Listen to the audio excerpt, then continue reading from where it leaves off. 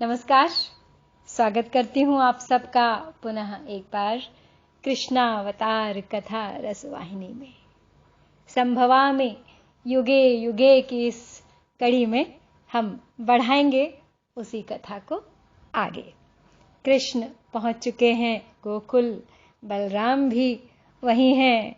माता यशोदा और नंद बाबा का मन मोह लिया है दोनों ने। सब गोपियां ग्वाले, गोकुल के पशु पक्षी, वन उपवन सब कान्हा के आगमन से आह्लादित हो उठे हैं। धीरे धीरे बढ़ रहे हैं दोनों भाई, यमुना तट पर क्रीड़ा कर रहे हैं। कैशोर्य कांति से दीप्त श्याम निज गोप सखाओं संग खेले, कंदुक क्रीड़ा जमुना तट पर करते थे नित्य नए खेले। फिर एक दिन क्या हुआ? एक दिन कृष्ण ने कंदुक को कुछ शक्ति लगा फेंका उछाल, कंदुक पहुंचा यमुना भीतर, श्री दामा श्याम लड़े तत्काल। निज को दोषी मान श्याम जाकूद पड़े यमुना जल में, विषधर कालिया नाग जहां रहता था यमुना के तल में। जिसका विषभार सहन करके था श्याम हुआ यमुना का जल, उस नाग की नासा रज्जु डाल, नथ डाला नाग काली का फन। और उसके बाद जो दृश्य देखा, पूरे गोकुल ने बंसी बजाते हुए कालिया नाग के फन पर श्री कृष्ण जब नदी से ऊपर उठे, वंशी दोनों कर से पकड़े, अधरों पर धर ली मधुर तान। फन पर खड़े थिरकते थे, तकता था विभल गोकुल धाम। शरणागत था नाग कालिया, सद्मार्ग गमन का व्रत धारा, निज पत्नी और परिवार सहित सागर दिश ओर चला हारा। अब गोकुल में एक परंपरा थी। गोकुलवासी प्रतिवर्ष इंद्र का यज्ञ आयोजन करते थे। फल फूल अन्न मिष्ठान्न प्रचुर सब उनको अर्पण करते थे। भय मुक्ति हेतु ब्रज वालों की कान्हा ने किया उपाय, सब भोग वस्तु उदरस्थ किया, इंद्रासन दिया हिलाए। अब कृष्ण को ये अच्छा नहीं लगता था कि इंद्र को क्यों सारा श्रेय जाए जो चीजें प्रकृति हमें देती है। तो उन्होंने गोकुलवासियों को भय मुक्त करने के लिए एक ऐसी युक्ति सोची कि सब भोग अपने उदर में स्थापित कर लिया।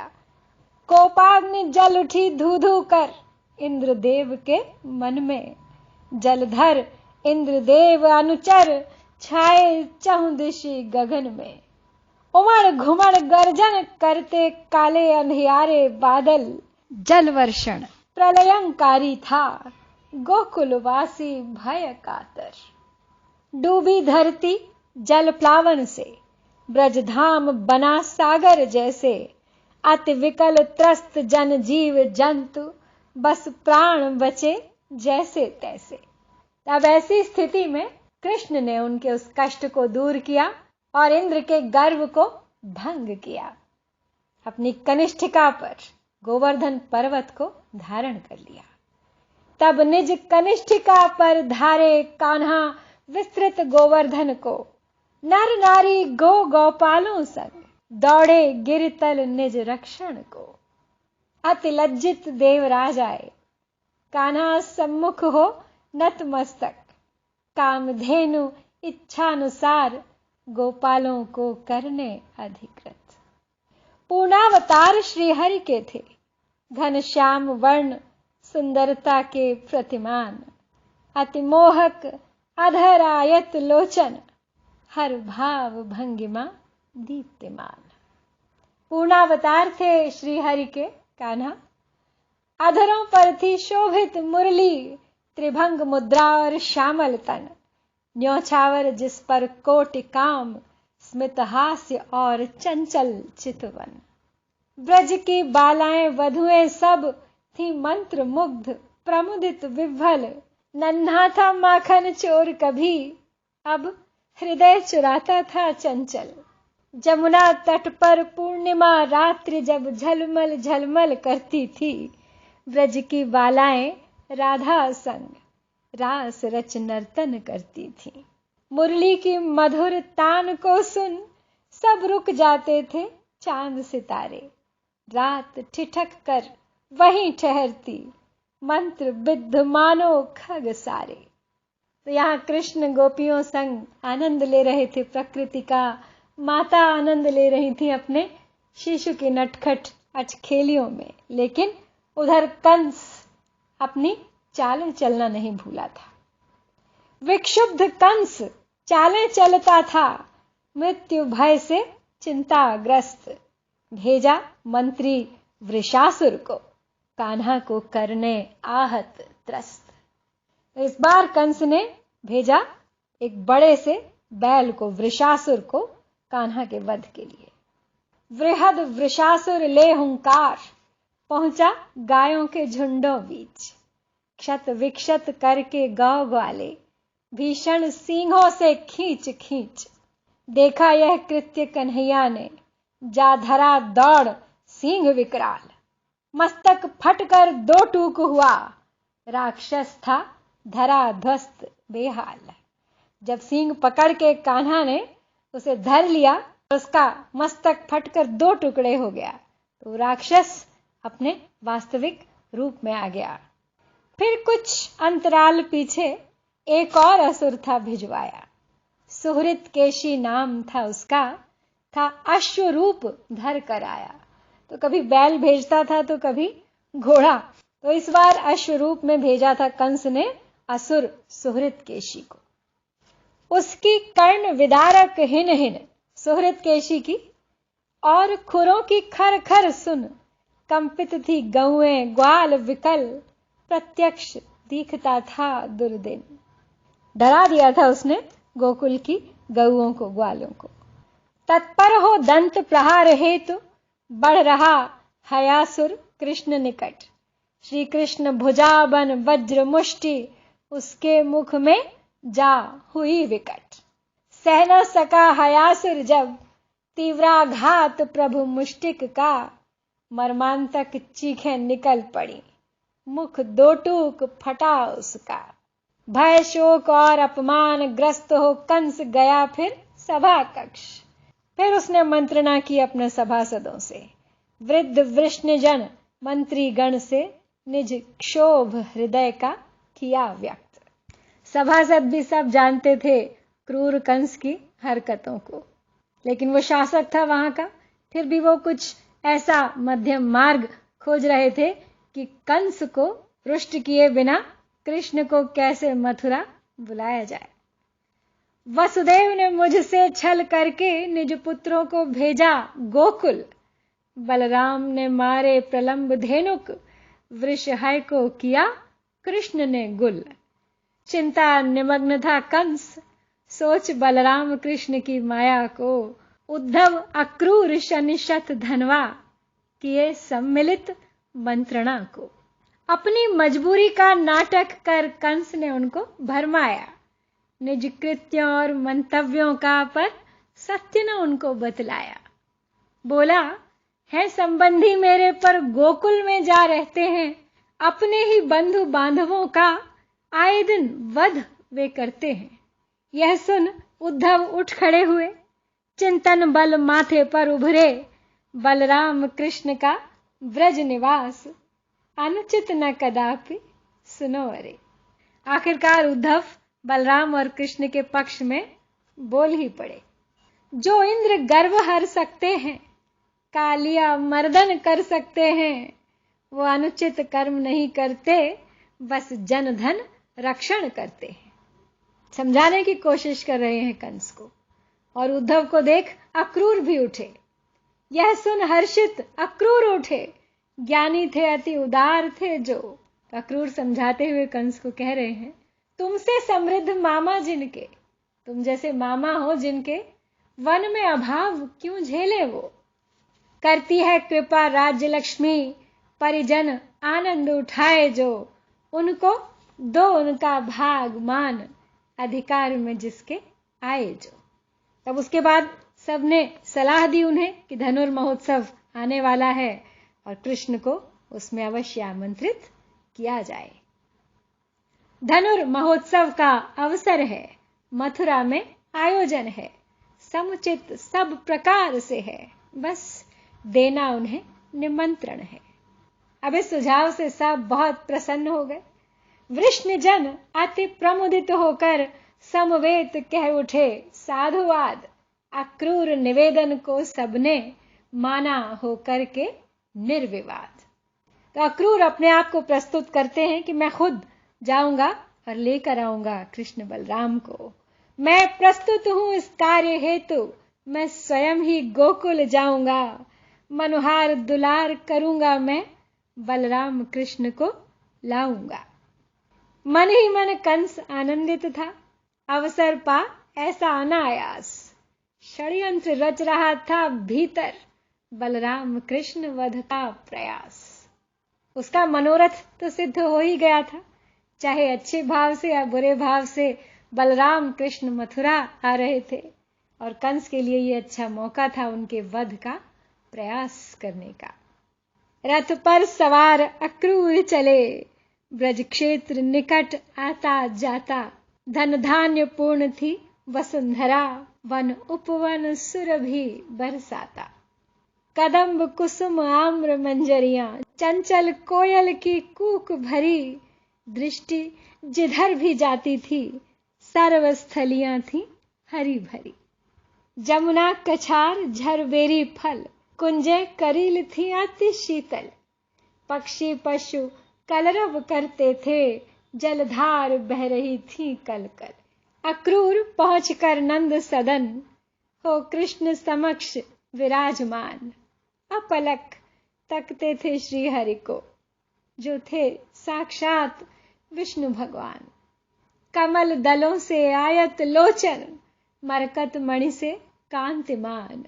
हैं धन्य वृष्ण यादव वंशी, अवतरित जहां प्रभु कीर्तिमान। मन ही मन अक्रूर प्रभु को देख रहे हैं, निरख रहे हैं, सोच रहे हैं कि कितने धन्य हैं वो और यादव वंशी कि कृष्ण ने उनके वंश में जन्म लिया है। आलिंगन में ले खड़े रहे दोनों भ्राताओं को कसकर। था समय वहीं पर आ ठहरा, नयनों से अश्रु झरे झर झर। बलराम कृष्ण ने आनत हो, अक्रूर चरण में नमन किया। तब पितृ अनुज अक्रूर उठे, मंतव्य निमंत्रण बयन किया। मथुरा में तब मातुल द्वारा, अक्रूर ने उन्हें बताया कि मथुरा में तुम्हारे मामा के द्वारा एक धनुर्यज्ञ आयोजित है। आएंगे उसमें श्रेष्ठ वीर, दोनों भ्राता आमंत्रित हैं। कान्हा के अरुणिम अधरों पर सुनकर स्मित हास्य उभर आया। नयनों में माया की आभा उभरी, वांछित अवसर पाया। उधर कंस भी इसी अवसर की प्रतीक्षा में था और कृष्ण भी इसी अवसर की खोज में थे। मन ही मन मुस्कुरा रहे थे सोचकर। बोले श्री कृष्ण प्रसन्न चित्त, तब आज्ञा शिरोधार्य है श्रेष्ठ। सब सखा गोप उपहार सहित, प्रस्थान करेंगे मैं और ज्येष्ठ। स्वीकार किया कृष्ण ने प्रस्ताव और उनको आश्वासन दिया कि कल ही मैं और ज्येष्ठ भ्राता बलराम हम आपके साथ प्रस्थान करेंगे मथुरा। बीती रजनी रवि उदय हुआ, बीती रजनी रवि उदय हुआ। अधरों पर कलरव फूटे, भ्राता गोपों संग शाम चले। ब्रज गलियां जमुना तट छूटे। राधा की प्रेम विकल श्वासें, मुरली की धुन में बसी आस। मैया की आंखों में आंसू, ब्रज बालाओं का रास हास। सब पीछे छोड़ चले हैं कृष्ण, लेकिन चलते जा रहे हैं और याद करते जा रहे हैं। स्मृतियों के भ्रमर उमड़ते थे, मन पटल पे दृश्य बदलते थे। रंग रसिया थे अनंग समझो, अब शम तप मग पर चलते थे, यानी संयम के मार्ग पर चल रहे थे अब वही रंग रसिया। कृष्ण। मथुरा के राजमार्ग पर जब बलराम कृष्ण प्रविष्ट हुए, सब नर नारी मथुरावासी मन ही मन अति विशिष्ट हुए। गर्वित हो गए श्री कृष्ण को मथुरा में प्रवेश करते देखकर। देवकी नयन में नीर भरे, झरझर आंसू थे बरस पड़े। हृदयांश मोहिनी रूप धरे, आ राज द्वार पर हुए खड़े। उधर कंस भी रचता था षड्यंत्र, न जाने कब कब से। गज दीर्घ काय कुबल्य पीड़, पहुंचा ले अंकुश छल बल से। शुरू कर दिए कंस ने भी अपने दाव पेच उनके मथुरा पहुंचते ही, और भेजा एक बहुत बड़े हाथी को जिसका नाम था कुबल्य पीड़। गज के समक्ष घनश्याम अड़े, गजदंत उखाड़ लिया कर से। गजदंत घुसेड़ उधर फाड़ा, मर गिरा कुबल्य पीड़ धड़ से। यह दृश्य देख हताश होकर मुष्टिक सर्प और चाणूर असुर सब जन समूह पर टूट पड़े। चहुदिश पकड़ो मारो कासुर। विश्वास ही नहीं था कंस को कि कुबल्य पीड़ को भी कृष्ण मार देंगे इस तरह। बस इस दृश्य के बाद तो जन समूह में एक कोलाहल सा मच गया। यह देख कृष्ण बलराम बढ़े, दोनों ने धर घनघोर हस्त। फिर मल्ल युद्ध के दाव लगा, क्षण भर में खर कर दिए पस्त। मल्ल युद्ध किया कृष्ण ने बलराम ने, और थोड़े ही समय में सारे असुर मुष्टिक सर्प चाणूर सबका अंत कर दिया। चीत्कार उठा भीषण रव में, मथुरा नरेश मारो पकड़ो। वसुदेव पुत्र ना बच पाए, इस बार कहीं धर लो जकड़ो। अब कंस खुलकर सामने आ गया था और चिल्ला रहा था कि इस बार ये बचने न पाए। लेकिन वो नहीं जानता था कि उसका अपना ही अंतिम समय उसके सामने है। इस बार वो नहीं बच पाएगा। यह देख कृष्ण अति तीव्र वेग से लपक कंस पर झपट पड़े। भय से आक्रांत सैनिकों का बल टूट गया हो ध्वस्त पड़े। धरा कंस को केशों से, कान्हा ने कर्षित किया शीश। चहुओर खड़े जन देख रहे, पिटता था कैसे असुर ईश। अपने आप को जो असुरों का ईश्वर समझता था, किस प्रकार एक बालक से पिट रहा था। चारों ओर मथुरावासी इस दृश्य को देख रहे थे। केशों से जकड़ा हुआ था कान्हा ने कंस को, और वध के लिए उसके तत्पर थे वो। तत्काल कंस हो गया वधित, सज्जन उर्मे आनंद बहा। कारा से छूटे उग्रसेन, कान्हा को अपने अंक गहा। बलराम कृष्ण ने श्रद्धावत चरणों को उनके स्पर्श किया। उग्रसेन मथुरा नरेश उनको कारावास से छुटकारा दिलाया और पुनः मथुरा के राज्य सिंहासन पर उन्हें बैठाया। मथुरा के राज्य सिंहासन पर बिठलाया उनको फिर सहर्ष।